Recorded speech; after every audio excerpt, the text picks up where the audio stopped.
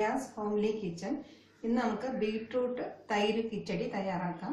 ഇതിന് വേണ്ട ഇൻഗ്രീഡിയൻസ്: ഒരു മീഡിയം സൈസ് ബീട്രൂട്ട് ചെറുതായിട്ട് ഗ്രേറ്റ് ചെയ്ത് വെച്ചിട്ടുണ്ട്, കുറച്ച് വെള്ളം, 2 ടേബിൾ സ്പൂൺ വെളിച്ചെണ്ണ, 200 ml നല്ല കട്ട തൈര്, അധികം പുളിയില്ലാത്ത അധികം വെള്ളവും ഇല്ലാത്ത നല്ല കട്ട തൈരാണ് എടുത്തിട്ടുള്ളത്.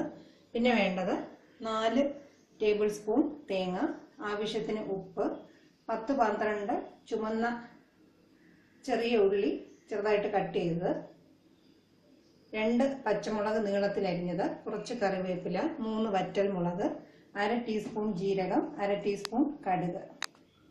ആദ്യം കറിക്കുള്ള അരപ്പ് തയ്യാറാക്കാം. തേങ്ങയും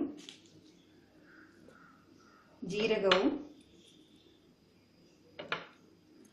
എടുത്തു വെച്ചിട്ടുള്ള പകുതി കടുകും ചേർത്ത് നന്നായിട്ട് അരച്ചെടുക്കാം. തേങ്ങ നന്നായിട്ട് അരച്ചെടുത്തിട്ടുണ്ട്, കുറച്ച് വെള്ളം ചേർത്താണ് അരച്ചെടുത്തിരിക്കുന്നത്. ഇനി കറി തയ്യാറാക്കി തുടങ്ങാം. എണ്ണ ഒഴിച്ചു കൊടുക്കാം. കടുക് പൊട്ടിക്കണം. വറ്റൽമുളകും പച്ചമുളകും കറിവേപ്പിലയും ചെറിയ ഉള്ളിയും ചേർത്ത് 2-3 മിനിറ്റ് നന്നായിട്ട് വഴറ്റണം. ചെറിയ ഉള്ളി ഒന്ന് വാടി വരുമ്പോൾ ബീട്രൂട്ടും കൂടെ ചേർത്ത് ആവശ്യത്തിന് ഉപ്പ് ഇട്ട് കൊടുത്ത് 1-2 മിനിറ്റ് നന്നായിട്ട് വേവിച്ചെടുക്കാം.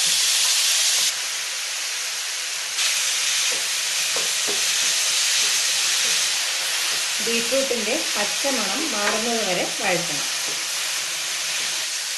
ഇനി അരപ്പും കൂടെ ചേർത്ത് 1-2 മിനിറ്റ് നന്നായിട്ട് ഇളക്കി യോജിപ്പിക്കാം.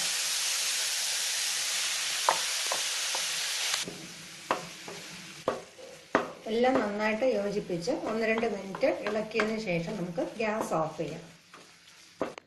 ബീട്രൂട്ട് 4-5 മിനിറ്റ് നന്നായിട്ട് തണുക്കാൻ അനുവദിക്കണം. ബീട്രൂട്ട് നന്നായിട്ട് തണുത്തിട്ടുണ്ട്. ഇതിൻ്റെ കൂടെ തൈരും കൂടി ഒന്ന് ചെറുതായിട്ട് അടിച്ച് ചേർത്ത് കൊടുക്കാം. കട്ടയെല്ലാം ഉടച്ച് മാറ്റിയിട്ട് ചേർത്ത് കൊടുക്കാം.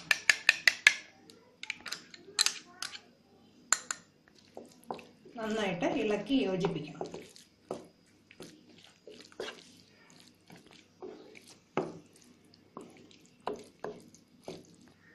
വളരെ രുചികരമായ ബീട്രൂട്ട് കിച്ചടി തയ്യാറായി കഴിഞ്ഞു. ബീട്രൂട്ട് നന്നായിട്ട് തണുത്തതിന് ശേഷമേ തൈര് ചേർക്കാൻ പാടുള്ളൂ, ഇല്ലെങ്കിൽ അതിൻ്റെ രുചിയിൽ വ്യത്യാസം വരും, തൈര് പിരിഞ്ഞു പോവുകയും ചെയ്യും. തീർച്ചയായിട്ടും ഈ കറി തയ്യാറാക്കുമ്പോൾ ശ്രദ്ധിക്കുക. ഇതെല്ലാവരും തീർച്ചയായിട്ടും പരീക്ഷിക്കും എന്ന് വിചാരിക്കുന്നു. Thank you for watching my video.